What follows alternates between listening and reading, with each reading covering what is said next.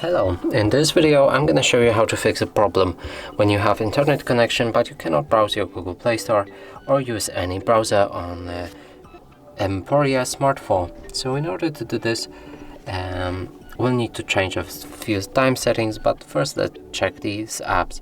So I open Google Play Store and I'll try downloading something, and something went wrong and the Google Play Store doesn't work. The same will be for Google Chrome, so let's open any website. Same problem. So to fix that, now we'll need to move to our settings, scroll all the way down and find System. Go for Date and Time and use Network Provided Time. Now if we go back to Google Play Store and retry, the app loads normally, and the same thing will go on our Google Chrome. And that's it for this video. Hope you like it. Please consider subscribing to our channel, leave a like and a comment below.